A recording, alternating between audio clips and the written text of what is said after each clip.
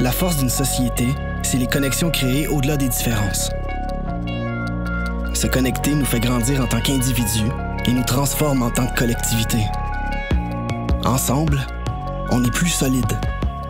C'est ce qu'on fait de mieux. C'est ce qui nous pousse à aller toujours plus loin. Car les connexions, c'est ce qui rend notre monde plus fort. On connecte, on accepte.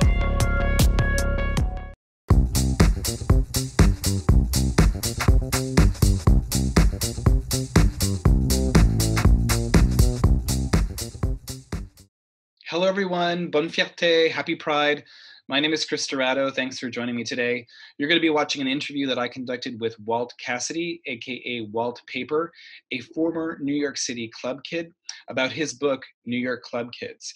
It is a wonderful book filled with photographs and stories from his time living in New York as part of the club kid scene.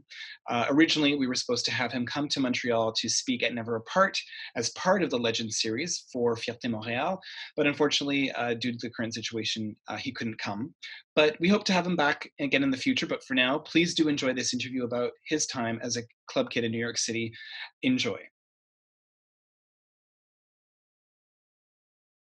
Thank you, Walt, for agreeing to speak to me today. Originally, we'd planned for you to come to Montreal to take part in Fierté Montréal, which is our gay pride celebrations. But unfortunately, that couldn't happen. But we really do hope to kind of have you back in Montreal when this is all over to speak at Never Apart as part of the Legends series. We're here to talk about your book that came out in October, New York Club Kids. It's published by Damiani. It's a beautiful book, close to 400 pages, filled with images, photographs, a bunch of ephemera from the era. A high-impact visual diary of New York City in the 1990s, when the club kids reigned over Manhattan's nightlife and also captured the imagination of young queer kids growing up in small towns, myself included. I do remember especially seeing Geraldo, all the club kids on Geraldo. I think that was kind of a very marking moment for my generation, and for many others as well. For the book, you've compiled numerous rare and unseen photographs, along with a bunch of other materials as well, and included a lot of personal history too, which I quite like. I learned a lot about the era that I didn't know before. It's a wonderful look at one of the most expressive and fascinating moments in queer nightlife history. So thank you for pulling it together and writing it, and for agreeing to speak with us today. Yeah, pleasure. So you write about in the introduction, the club kids were certainly a product and perhaps mascots of Generation X, but they would lay the groundwork for future millennials around keystone topics such as gender revolution, reality TV, and influencing. The 90s would prove to be the last gasp of analog culture, and many feel that it was the last decade in which truly original content was consistently put forward. And I agree with you very much on that. I think what really kind of came across is that this must have been super fun. Like, this must have been such a super fun for you during that time. And I don't think we've ever really seen anything like that since. I mean, I'm curious, like, at the time, did you realize that what you were doing would have such a long and lasting impact? I hoped it would. I mean, that was certainly the intention. I think what made the club kids a little different from the scenes that had come prior is that we didn't have any qualms about turning ourselves into a product. We understood the idea of self-branding, which you didn't really hear that type of language back then. And we were fully aware of that. And so our intention, we weren't striving to be like an underground exclusive scene. We went right for the mainstream. That's why we went on talk shows and did tours and, would go to all of these sort of almost suburban type daytime settings, even though we were part of nightlife. So our goal, we felt that we had a place in the mainstream, which was also really unusual, especially for queer communities at that time, because you never even heard the word inclusion. That wasn't discussed. We just kind of accepted that it was us and them and them. There wasn't all the detail and articulation that there is now, or the awareness.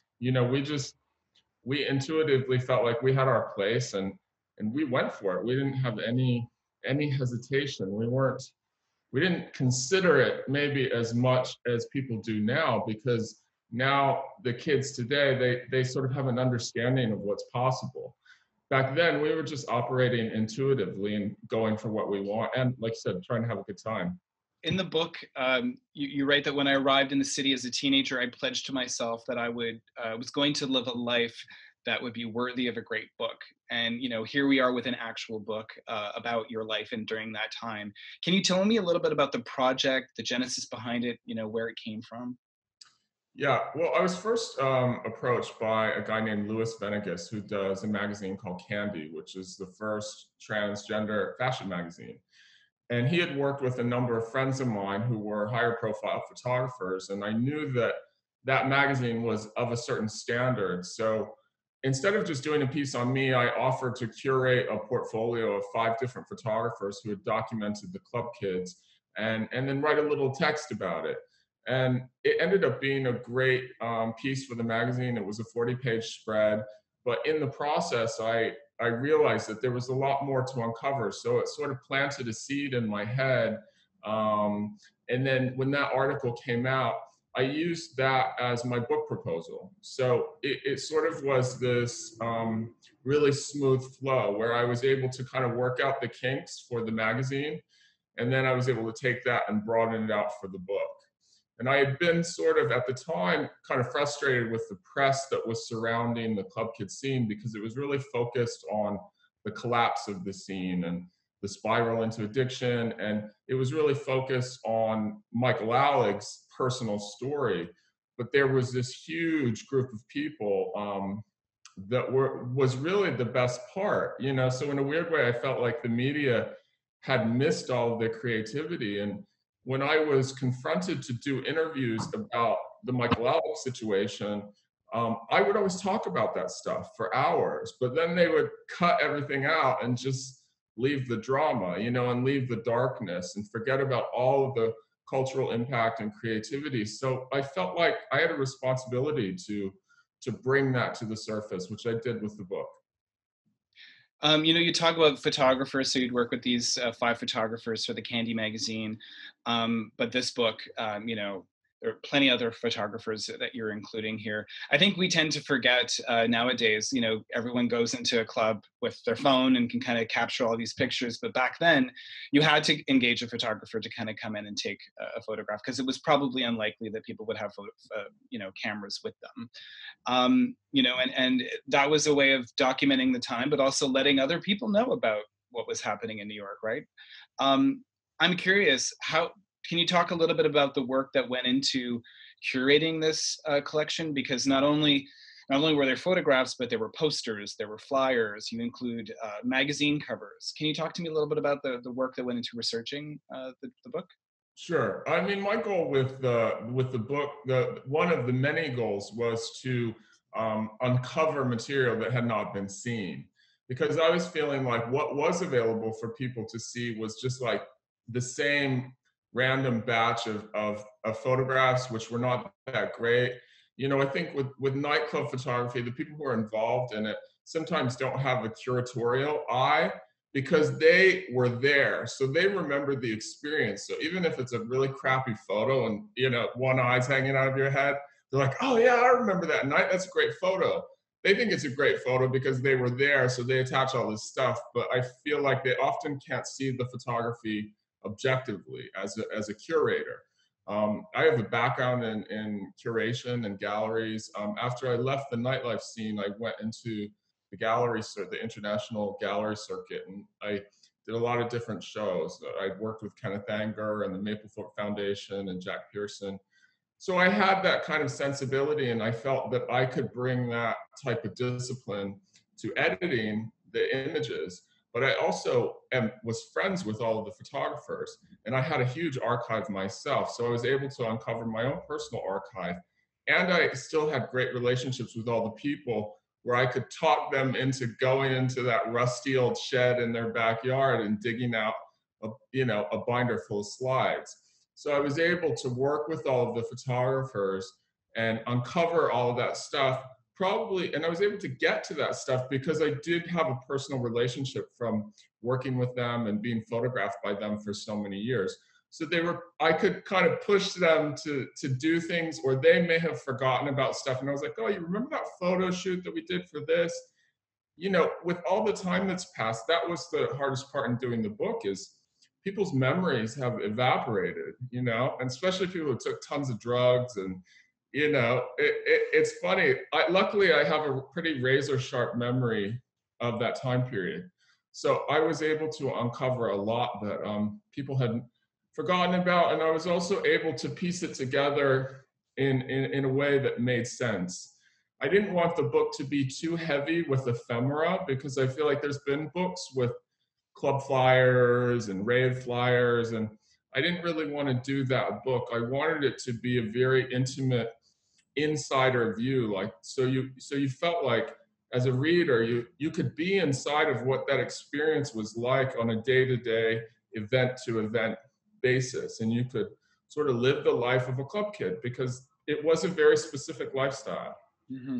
You talk about your razor sharp memory, and I was impressed about that, because you did take a lot of drugs, and you did remember quite a bit. Like, you know, so did you keep a journal, or like, yes, you did at the time, so you had something that you could kind of reflect back on and follow? I didn't need to. I've always been an avid journal keeper. Just mainly from being an artist. I have sketchbooks, so I always just write in sketchbooks. It's sort of like a sketchbook / journal. So I have boxes of them. I didn't actually go into them. I have a huge leather trunk with all of my photo archives. The nice thing about that time period is everything was also shot on film. So everything has a negative. You know, I sort of worry about digital content and how that is going to be preserved in the future and accessed. You know, because even if I didn't have photographs, I had negatives. Somewhere on the earth, there were negatives for everything, unless those had been destroyed, which in some cases they had. But we had these things. It was almost like digging for treasure. I'm curious to see, if I make it that long, how they dig for the digital treasure, you know, when clouds evaporate and stuff like that. But I had a lot of stuff, and I just,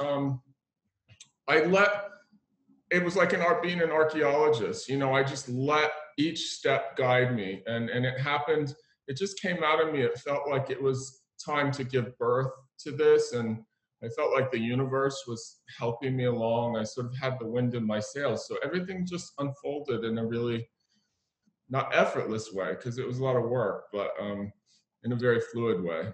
You did a lot of research too, I mean, about the time before, because you were part of the second wave of club kids, and you actually kind of go back to even talk a bit about how the club kids came out from like the post-Warhol, like once Warhol passed away in 1987, the club kids kind of really started around 1988. Yeah.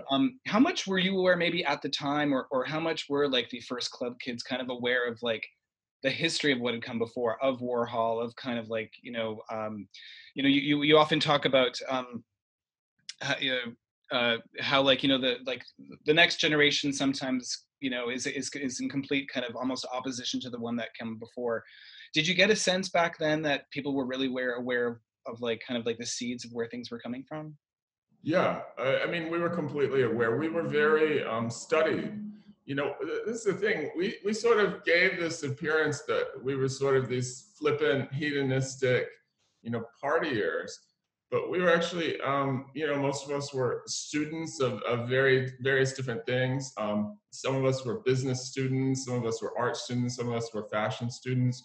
And we used to sit around and talk about all those other scenes. We talked about the Warhol superstars, you know, and I got the chance to meet some of them. You know, I met Paul Morrissey, you know, I met Viva. There were a number of them still around, because I was also living at the Chelsea Hotel for a long period of time. And there were still many of those people at the Chelsea Hotel. We were very aware. For me personally, I had come from a kind of broken family. I had two fantastic parents, but they were not fantastic as a unit. They were unable to create a really secure family. But I was lucky to have wonderful experiences with them as individuals. So I was always searching for that family that I didn't have. You know, I felt very confident as an individual, which sometimes it's different for other people. They may have a family unit, but they don't feel so comfortable as their individual self. I felt very confident because of the way I was raised, and You know, like my mother was a bartender in a gay bar, and so was my aunt. My dad was a psychologist. So I didn't have that whole issue of being in the closet or not being accepted. But I really wanted a family. I didn't have that. And I first sought that in the punk scene. And most of the club kids from the 90s, which are the kids that generally, when you see the flashes of images, those are the ones that come up. You know, you see pictures of me and Desi and Christopher, and you don't really see that many pictures of the early club kids besides James St. James and Michael Alec. That was also another motivation behind the book. I was like, you guys are like flashing all these pictures of all these different people, but there's no information about the faces that you're using. But we were very aware of it. You know, we talked about it, we studied it, we tried to take the lessons that had been learned.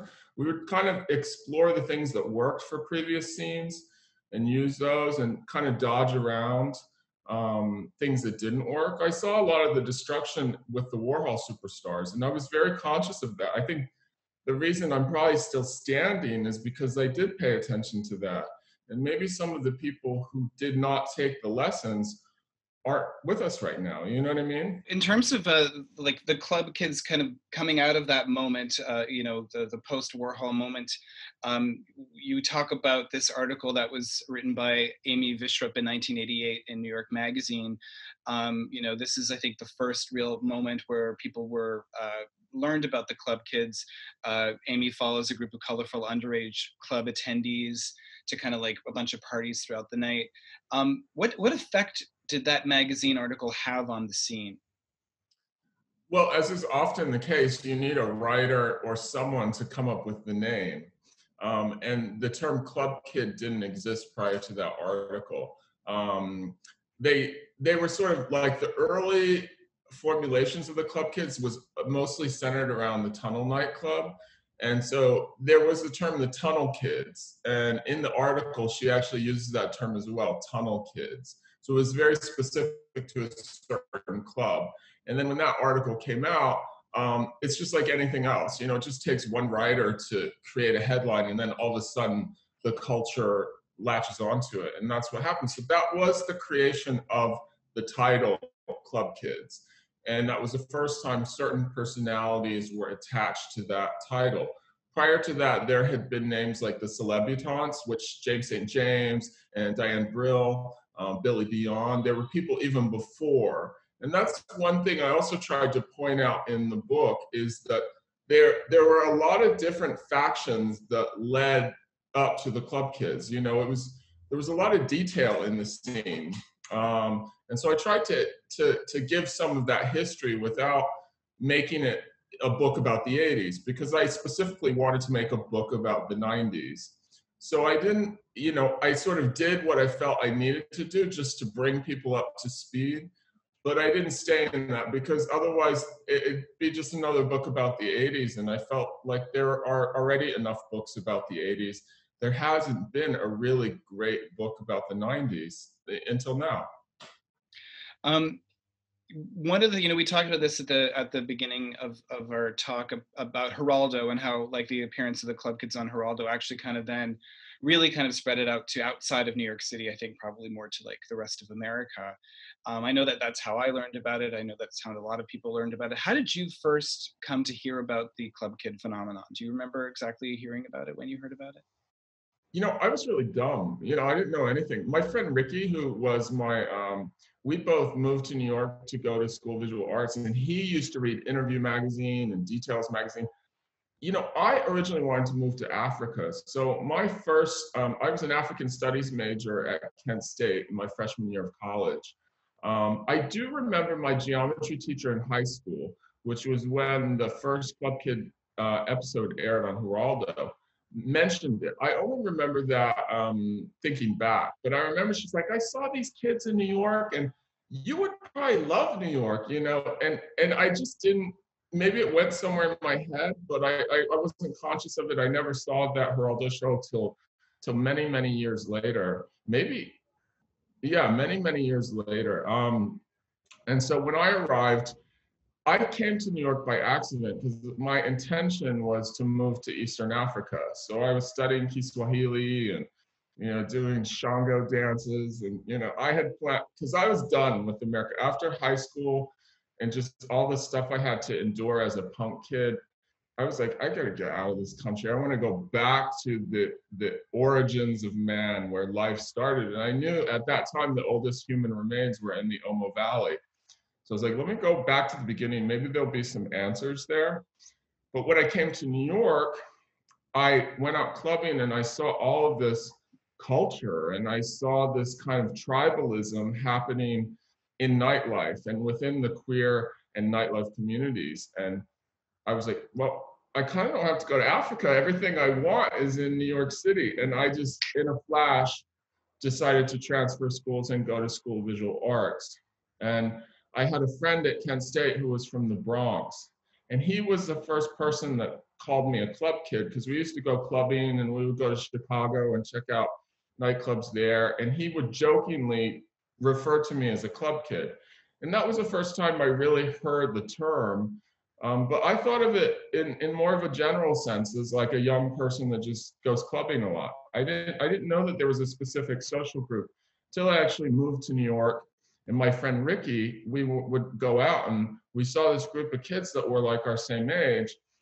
And Ricky was like, oh, those are the club kids, and he sort of filled me in on all of that. But it all kind of happened by accident for me. You also talk about almost like stumbling upon Wigstock as well, like seeing the posters. And what kind of transformative moment was that for you, going to Wigstock? Amazing. I mean, come on, you're 18 years old and come to New York City, and there was just this sea of color and creativity and queerness. And it was also, because my mom and my aunt were bartenders in gay bars, we used to have drag queens cooking Christmas dinner, like the Diana Ross impersonator or the Bette Midler. I knew about drag and I knew about gay culture, but it was a very suburban version of it. And when I got to New York, it was just like the level of everything was so much higher. And it was so much more refined. And it was, what I found really engaging about it was how professional it was. It wasn't just kind of like sloppy hanging out. Like there was a lot of intention behind it. And Wigstock was the first event that we saw, and we went there because we were fans of the band Delight, and they were the headliners that year. And it was like right at their peak moment. So we were like, oh, Delight's playing, let's go see Delight. And my whole entire world just completely opened up. But I was so dumb. I mean, I was really, like when I saw RuPaul, I thought it was Diane Carroll. You know what I mean? Like I was so green. I was just like very green. So you were, I was blown away. And then there was all the boys, you know what I mean? I was like, I had never seen gay boys that looked like that. You know the difference between New York City boys and like suburban boys. It's a whole different category. So I write about that in the book, in addition to all the queens and stuff. And this was also in the middle of the AIDS crisis. So my hormones were boiling, but we were in the middle of this AIDS crisis. And so it was just like, there was all this vibration going inside of me, because it was so much new information and so much opportunity, but it was anchored by this kind of ever-present fear. Mm-hmm. So, I mean, it does sound to me like this is like you discovering your tribe, like really finally being able to kind of find a family, like people who get you, who understand you, even though you had a really, as you said, a very supportive parents. These were actually kind of like-minded people who you felt very close to. Yeah, and they were cool. You know what I mean? Like my mom's friends at the gay bar, like they were amazing, but they were kind of corny. You know what I mean? It was like, oh, Bette Midler. You know what I mean? Like I was into like punk, and I mean my aunt Ernie was covered in tattoos and had like a orange flat top. She was really extreme. So, but as far as just like gay folks, like the general gay crowd, I felt that they were somewhat pedestrian, and I was looking for something that was a bit more articulated and more edgy. And and when I got to New York, that combination happened where I could see the elements of what I experienced with the punk scene combined with gay culture. Because prior to that, you know, in suburbia, gay culture was kind of corny. Like, I didn't really, if someone happened to be gay in my scene, it was just like secondary. It wasn't the primary identity. Like I was first a punk kid, and it just kind of happened that I was gay too. You know, it wasn't like I was gay and then punk behind that. You know what I mean? Mm-hmm.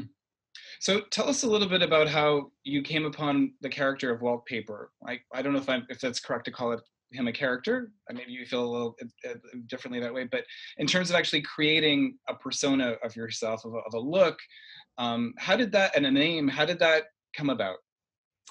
Well, the club kids, there was a kind of formatting for names. You know, your name had to kind of give, one, it had to be catchy, you know what I mean? Because we were mindful that we were branding ourselves.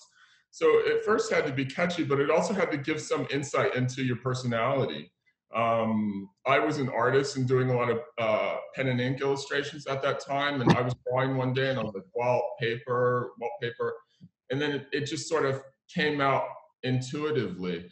I think creating your name, I wouldn't say that, I think for some people, creating an identity that becomes this type of armor that protects them is one approach. That was not my approach. I always felt that I was revealing myself through what you would call as a persona. I didn't feel like it was something I put on side of myself. I always used to say in interviews, if I could turn my skin inside out, this is what it would look like. This is the truth of who I am. This is my purest essential self. This isn't a costume, or it's not like I don't want you to see who I really am. It's like I'm fully opening the doors and saying, this is who I am. This is my inner experience. You know, back then we didn't have the language that exists now. We didn't have gender fluid or non-binary. Like I said, it was us and them, and that was it. And the way you articulate it, and we also didn't have profiling like we do now with social media, where you can break down, you know, all of your references and links and stuff. You had to wear your links. You had to wear your references. So you had to tell every person that you came in contact with on the street or in a club exactly what you were about through the way that you looked, through your name. Hi, I'm Waltpaper. Okay, what's that about? This is what I'm wearing. You had to give them the opportunity to do the math on you. And that was analog culture. You know, it was a different type of thing. Now that type of energy, I imagine young people put all that into their profile picture, their YouTube channel, you know, however, it's the same energy, but applied to the new media. It's interesting because, like, for me, a lot of it, you felt like superheroes, like, you know, and it's interesting to kind of hear you say, no, like, this is who I am. This isn't a secret, another identity. It's just like, this is my identity. I think me personally too, there were other club kids like who some club kids, I think for the most part, a lot of us, and that was what made us unique and different from drag queens as a format, is that there was this sort of sense that we were in it. It wasn't performative. We weren't doing a performance. And I write about that in the book, as how club kids and drag queens, a lot of times we're lumped together, and of course we're all part of the same community, but they were quite different approaches in that we weren't performers. It was a lifestyle. We were living a certain lifestyle, and we were in it 24/7. We didn't, even though our outfits and makeup may have changed, we were that all the time, 24 hours a day. It wasn't like at the end of the night, we wiped it off and turned into a boy and then went back on the street. This might be a very difficult question for you to answer, but were there any particular people that you found particularly inspiring during this time? You know, I'm sure you were surrounded by creative people all the time, but was there anyone whose look you constantly looked towards to kind of, that were completely blown away by and ended up kind of informing your own personal aesthetic? These are people that I was surrounded with, or people that had come before? It could be both. It could be people who were, before. Well, as far as people that came before, I was most inspired. I was an artist. So when I came to New York, the mentor figures that I had in my head were people like Jean-Michel Basquiat and Robert Mapplethorpe. They excited me because they were artists, but they were also part of nightlife, and they were sort of integrated into a holistic New York City experience. And so I modeled myself after those guys as an artist. But once I got into the scene, I met a whole series of people who became mentor figures to me, which was another reason I did the book. I wanted to kind of honor those people who had influenced me. First of all, when I met the club kids, you know, what became our inner circle of the club kids, these were people like Desi Monster, Christopher Comp, Pebbles, Sacred Boy, and Astro Earl. We all lived together. It would come to be that we would all live together in these club kid houses. They were triplexes, and there would just be like gaggles of club kids all living together. And there were two main club kid houses 2 blocks away from each other. And so we were all living together, and that was kind of the inner circle of the club kids. And they were, I mean, I just had this amazing tribe of people. And what was interesting is each one was unique and strong, you know, so we would inspire each other, and we would compete with each other. And it was just one of those things that you can't really choreograph. It was just the magic of the universe that a group of people all the same age, with the same intentions, all landed in the same spot, and we all gelled together. So that was incredible. From that group, I began to meet some people that were a little bit older. I got involved with the House of Field. And that was an incredible experience because they had their own space within the nightlife scene. And what I point out in the book is there were a lot of those different pockets. Like the umbrella for New York nightlife was very broad and very far-reaching. And as I moved through it, I would meet one person and they would connect me to another person. The person in the House of Field that had a tremendous impact on me was a guy named Jojo Amarico. And he was sort of like the superstar of the House of Field. He was their creative director for Patricia Field, which was the shop that the House of Field was born out of. Patricia Field also went on to do all the costuming for Sex and the City, and she's quite famous for her work in TV and film. But at that time, it was all about the store on A Street, and that was a hub for nightclub personalities. That's where people could get jobs during the daytime. You know, no one else was going to hire, you know, someone without eyebrows and, you know, a drag queen out of drag or in drag. The only place you could really get a steady job was at Pat Field's, or maybe some of the other shops that were around. And that was a wonderful experience because the House of Field, they didn't like the club kids. They were very elitist, and they sort of thought, they came from a performance background. You know, clubs like Boy Bar and the Pyramid and Jackie 60, those were the spaces that were affiliated with the House of Field, and they were very snobby, you know. They didn't like the silliness of the club kids. Like, we were always just being stupid, and we just didn't care, you know.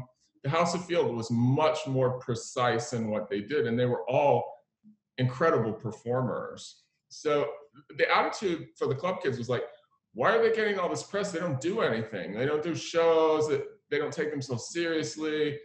You know, nobody understood. It's like, why are they getting all the attention? You know, they don't do shit. But when I got involved with the House of Field, it was great because I was able to experience that, and I was also embraced by them. And the House of Field started opening up because I was brought in, and then Little Kenny and Genitalia. And slowly the club kids kind of started to find a place in the House of Field. But prior to that, the door was closed. And it's interesting because I learned a lot in the book too about, like, yeah, how much you worked. Like, there was a lot of work to be done while you were there. You know, you do mention about, like, everyone was also very much business minded. Can you speak a little bit about, like, what you were required to do on a given night, like, in terms of your responsibilities? For the club kids, yeah. It was incredibly ordered. Again, this was an analog time period, so we couldn't just do an email blast or do an event on Facebook. You literally had to create content for flyers, for posters, for magazines, for television, you know, and you literally had to go out on foot, distribute those flyers, invite people. It was a very, you know, analog process. So there was just that, because at the base of what we were as club kids, we were promoters. We had to promote our events. So when we would go shopping for makeup, like our daytime was filled with distributing stuff. We had offices in the club, so we would go to the office, we would call our guest list, you know, and have to manually write out a guesses and go, are you coming tonight? Are you coming tonight? Okay, are you coming tonight? There was that aspect, but it was very organized. We had offices and phones, so you'd see like 5 club kids in the back offices at Limelight, literally calling every single one of their friends at FIT and SBA. The art schools in the city were big providers of the crowds, the creative crowds that occupied nightlife. So those were always big focus spots. You would have the Parsons people, the FIT people, the SVA people. And I went to SVA, so of course I got all the art students to come to the clubs. And then we had to distribute flyers. That was all daytime stuff. We would usually nap in the afternoon, and then it took me about 3 hours to get ready. So I would have to, you know, shave my whole body, moisturize, do like 2 hours of makeup.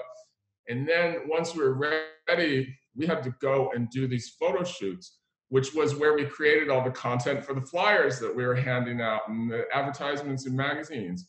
So before we even got to the club, we had to have our looks photographed, usually by a photographer named Michael Fazzackerly.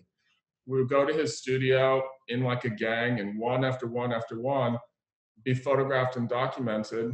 And then the nights would usually start either with a lot of times with an outlaw party. So there would be a party outside of the club in like a Twin Donut or in a subway station or some weird random pedestrian place. So we'd go there. The whole point of those outlaw parties was to get people out early. So instead of waiting to come to the club at midnight or 1 o'clock, it got people out on the streets at like 9:30, 10 o'clock. And so the whole point of the outlaw party was for it to happen fast. You went there, you know, you had a drink off of a cardboard box, and then all of a sudden the cops came and everybody got freaked out and threw the drinks in the air and ran to escape. And then it was like, oh, where do we go next? And then it's, 10:30, and everybody goes, well, let's go to Limelight. So all of a sudden you have a crowd of people at Limelight, from 10 to 12, which is usually a dead zone for a nightclub. Clubs don't usually get going until midnight. And so at that time, they would usually have a dinner. So we would have dinners. We were very family oriented. It's like we had to have dinner before we went out for 8 hours of clubbing. So we would have dinner, and those dinners would usually have some special guest like Grace Jones or usually it was someone from a weird 70s TV sitcom. I think there were all these actors that were out of work from like Three's Company and the Jeffersons. So it was always like sitting at dinner with like Wheezy Jefferson or Janet DeWitt, and it was just so freaky and weird, but amazing because there was us and all of our looks. And then there was these people that we grew up with. And that's how the night started. And then it just went on and on and on and on. As the club kids, I guess, gain more notoriety, you also started going out of town, right? You would actually do events in other cities. No. What was that like to kind of travel to, I don't know, a small American town? I don't know how small the towns were that you went to, but what was the reaction there? And like, the people who would come up to you, what was that like? Well, because of the talk shows, that fueled the tours, because all of a sudden we have a presence in Middle America. And also, we were very organized. And a lot of that had to do with the vision of people like Ernie Glam and Michael Alec. Like, they were very business-minded, and they were sort of like the more manager-type personalities. Like, we were the soldiers, we were the faces. But the club kids that were a little bit older took more administrative positions. So that really had to do with their vision of like, wow, well, we made it onto fast food television. Let's do a tour to other cities. Let's recruit people. Let's go to these cities and find that kid that's lost and needs to escape, and let's rescue them and bring them back to New York to fill out our army. And so they were almost like recruitment missions. And then there was a whole series of events that were also created called the Style Summits, where every year there would be a style summit in New York. And after we had toured throughout the different cities, and these cities were usually Cleveland, Dallas, Chicago, Los Angeles, Chicago, Washington, D.C. They were the main cities around New York or around the United States. And then they would have style summits towards the end of the year. And we would invite all of those people that we had met to come to New York and congregate. And that was also a really new idea. Now we have, convention culture, Comic-Con and all these different drag con. Back then, comic book conventions had existed in the 1940s and they sort of evolved in the 60s, but Comic-Con didn't really become a thing until the late 90s. And even the KISS conventions didn't become a thing till the mid-90s. So the fact that the club kids were having style summits and having conventions for nightclub people was really pretty forward thinking. And it was interesting because it was a great time for us to build and network. Everything was about networking. That was the core of everything that we did, was network. It's interesting that, they were seen almost as recruitment missions. I'm sure that you would, how often would you be in New York and just see someone show up and be like, I'm here from Columbus, what do I do? Like, was that something that would kind of happen? Yeah, and it usually happened in waves.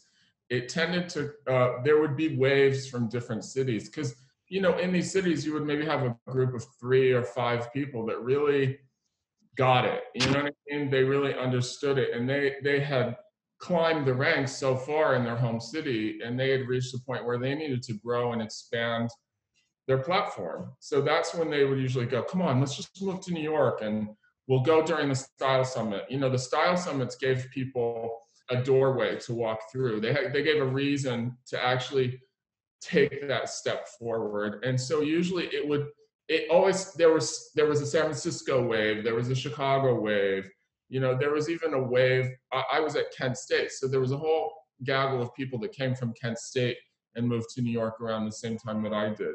And that's how it generally happened.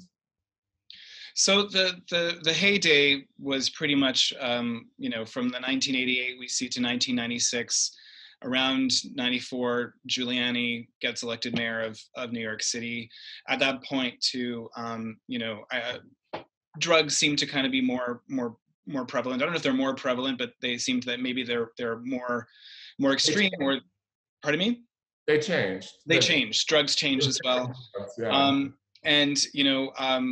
Part of what people see as like the end of this era is the fact that Giuliani was trying to kind of destroy nightlife, and that was coupled with Michael Alig's descent into more drugs, and also famously murdering Andre Angel Melendez. Mm-hmm. I don't want to spend too much time on Michael Alig because exactly for what you say, I think it's really great that we can kind of talk about everything else. But I'm curious to know, do you think it would have ended had that not happened at that time as well? Do you think it would have continued to go on, or would it have had kind of like started to peter out a little bit in terms of like the influence of, I guess, like the club kids on New York City's nightlife culture? I've been quoted many times saying it's important to know when to destroy the things that you create. That's been a sort of quote that I've said in many interviews, and it's written with me. I think the club kids had reached most scenes. When you look throughout history, there's pretty much like an 8 to 10 year time span when scenes, and they do, if you look at every single one, whether you go back to Weimar, Berlin, the beatniks, the hippies, all of it, punk, it all has this kind of like 10-year leeway period. And so I feel that the club kids had reached the end of that window. And the thing is, there were a number of tragedies. There were a number of people that died. Michael, in his story, got written about, because it fit into a certain journalist template. They were able to kind of like frame it in a way, because he was associated with all of us. They were able to paint it in a way almost like we were the new Manson family. Like we were this like weird hedonistic cult. And they also portrayed it in a way that we were all in on the secret. Like we all just kind of said, oh, it doesn't matter. When that wasn't the case. It was an incredibly traumatizing period for everyone involved. And you know, you're 23 years old. I don't know, you're not given a handbook on how to deal with your best friend murdering someone and chopping them up. You know, I think a lot of these kids that get involved with gang culture probably go through the same process. You know, you go into this thing and you're sort of part of this tribe and you're part of this logical family that you've built. And then, you know, human nature takes over. People make mistakes, they get involved with drugs. There is a natural course that happens when you explore drug culture. You know, you start out with fun drugs, and then the drugs, you go, well, let's try a drug that's got a little bit more edge. And then, you know, you always work your way through the library of drugs. And at the end, it always ends the same way. You can go into any AA or NA meeting and it's jails, institutions, or death. That's generally where drug culture always leads. And for the club kids, it was no different. So it was challenging, but there was a sense, I remember at that time, that it was time to change.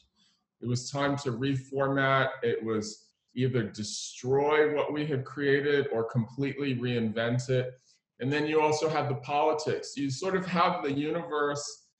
Everything works in its own, at its own pace, you know, and you can't stop. There's a natural evolution, and with evolution, there's destruction, and you can't fight it as much as you may want to hold on to the glory of a moment. It's always changing, and you sabotage yourself if you cling to those things.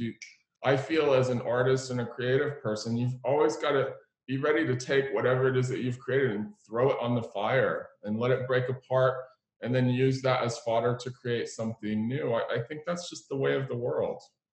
So would you say that like the current, you know, who you are today, you know, Walt Cassidy, you're successful visual artist, you know, jewelry designer, you're physically different as well than, you know, you were back then.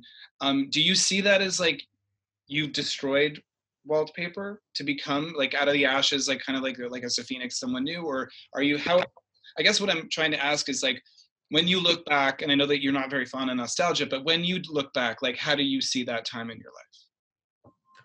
Well, I almost see Waltpaper as my inner child, I guess, or an incarnation. There were a few stages of my inner child, or like they talk about spirit animals. I still am that person. Like I said, I was never creating something as an exterior thing. It was always attached to who I was. But I allowed that energy to evolve. And it's just like a snake shedding its skin, or a caterpillar becoming a butterfly. You know, there is always a chrysalis moment. You know, is the caterpillar and the butterfly two different things? Or are they the same thing that has just evolved? I see it as the same thing that's just evolved. And for me, I've always been interested in trying to do things that I don't know how to do. I've never been that person that finds one thing and then clings to it for my whole life. Some people, they finally find that haircut that works for them and they never change it. I'm just not wired that way. What excites me is change. And I feel like one of the components to happiness, and studies have shown this, that you know, part of finding happiness is our brains need the challenge of trying to figure out how to do things that we don't know how to do. It's part of the formula for happiness. And I've always had an intuitive sense of that. So I've invited change. And once I had fully articulated this sort of gender fluid, non-binary part, that dimension of myself, I felt like it had been fully articulated. And then I felt curious, and also my body chemistry and my brain started to change. I was like, I'm interested in a different part of the gender spectrum. I was interested in what it was like to be a boy, and then what it was like to be a man. And there were many years from like 27 to 35 where I was fumbling all over the place. I didn't even know how to dress like a boy. I didn't know how to be a boy. So I spent years watching like Marlon Brando films, and I was like, how do I be like this boy thing? And it was just an art project to me. It was like, okay, so I got inside of it. I fumbled around. I looked really sort of like this weird butch lesbian for a while. You know, it took me a while to figure it out. Just like it took me a while to figure out being a club kid, and it took me a while to figure out being a punk. And it's just like the different stages of life. And I think when we get to this question of gender and it being a spectrum, I was never someone who was satisfied just landing in one spot on the spectrum. I just seem to be wired to move around, you know, and who knows, you know, I could go through a number of different changes. You know, I think about that a lot now. I feel like, okay, I was also less interested in costuming, and I thought, okay, I've done enough with looks and makeup. How can I change my flesh? It felt like a more intense challenge to try to reshape my flesh and change my body structure. But I've gotten to the point where I did that and I'm satisfied with that. And it's not so exciting to me anymore. People are kind of fascinated that I went from being this skinny club kid to this like tattooed daddy or whatever. But it's not where my head's at right now. I'm sort of out there searching for the next space. I feel like I've accomplished what I needed to with that. What are you currently inspired by these days? Maybe not in terms of gender, but expression, but just in terms of like out there, in terms of art, in terms of like current culture. What is it that you tend to be drawn towards these days? That's a very good question. I do think there's a lot of young kids. I'm very excited about Generation Z. I think there's also a lot of connecting points between certain generations. I feel that Z and X have a connection. You know, I think it kind of skips over generations. You know, like maybe the millennials are more connected to the me generation. I feel like X and Z, we have this kind of really beautiful connection. So a lot of the kids that I see coming up, a lot of the influencers and social media kids and kids and people that are part of queer culture, I find really engaging. I was really inspired by people like Juliana Huxtable, who has become sort of like a little baby sister. You know, I met her very early on in her journey, and I'm also a big fan of Giselle, who's Ugly Worldwide. I like watching her, and there's a number of people like that that I watch, and sometimes we have messages back and forth on social media, and it's great. The book has been a great conduit for access. I've been able to connect through to more of those people since the book has come out, because that we just all kind of meet in the book.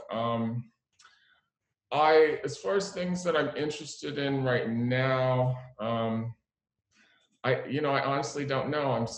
The world is changing every day. You know, right now I'm most interested in surviving. Hear that. And remaining creative. There's a couple projects on the table that are connected to the book. And so I've been thinking a lot about how the book can now move into a space of fantasy, which is really exciting, because I had a lot of responsibilities in doing the book, because I was dealing with people's real lives and my own real life and kind of setting the record straight. Now that that's done, it has kind of freed me up to think more about fantasy, like where I can take that reality and apply fantasy to that. And there's a number of different projects that are being discussed right now. So I feel like that's probably going to occupy me for the next 2 years at least. You know, it's encouraging to hear that you do see a connection with Generation Z, and I'm curious too, because so many of them are inspired by that time in in the club kid era. Now we have things like Instagram. You know, people are learning how to do their own makeup. You don't have to move to New York City to kind of like, you know, figure out who you are, I think, anymore, right? Because you have that. However, we also, you know, nightlife is also kind of dying around the world too. Like people don't necessarily go out as much. What do you think in terms of like, you know, where nightlife is going? I don't know if that's still a kind of a preoccupation of you, or like, or is this just a natural progression towards, you know, self-expression? Doesn't have to be in the night in the bars and clubs anymore. You know, it's just taken on a different form. you know, you said it earlier, I'm not a big fan of nostalgia. I generally don't cling to the past. I say chuck it all on the fire, like throw it all away, let it all crumble. I mean, I don't care about you know, the old ideas of nightlife. My advice to the young people that I meet is, you know, don't dress up like me. Like, it's great that you can learn from what I did, but it doesn't inspire me to see a mirror version of myself. I want, if they can use what I did as, or what the club kids did as fodder, the same way I use the Warhol scene and go, okay, well, they did that wrong, but they did that right. So let me take all these different pieces and put them in a blender and apply my own energy and apply my own language. One of the things that I think is the most exciting thing happening today is the development of language.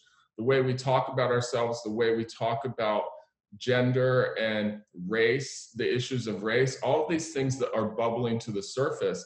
When you look at the mainstream media, it's mind-blowing that we've got these sort of cookie-cutter mainstream people starting to have these really intricate conversations about language and gender and race.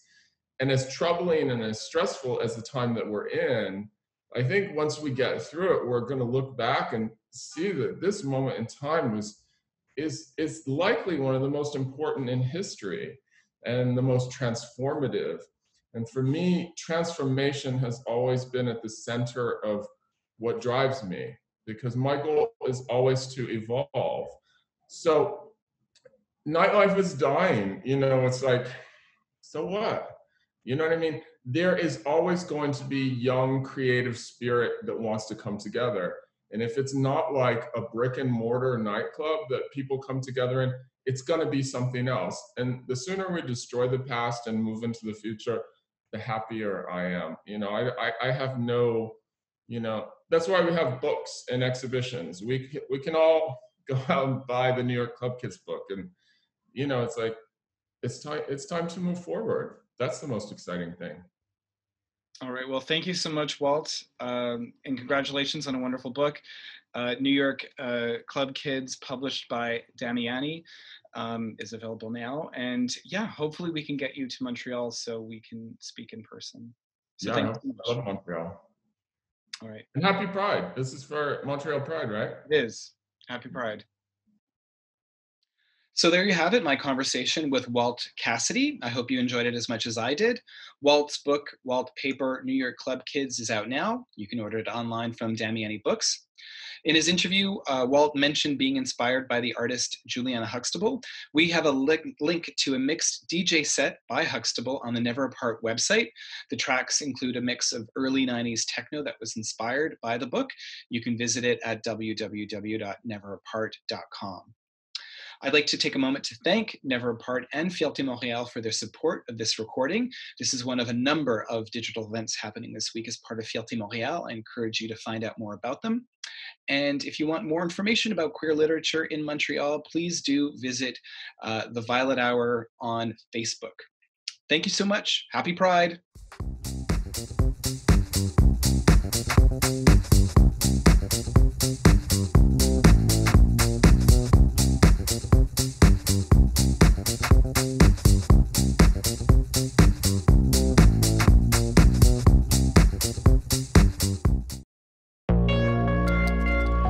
La force d'une société, c'est les connexions créées au-delà des différences. Se connecter nous fait grandir en tant qu'individus et nous transforme en tant que collectivité. Ensemble, on est plus solide. C'est ce qu'on fait de mieux. C'est ce qui nous pousse à aller toujours plus loin. Car les connexions, c'est ce qui rend notre monde plus fort. On connecte, on accepte,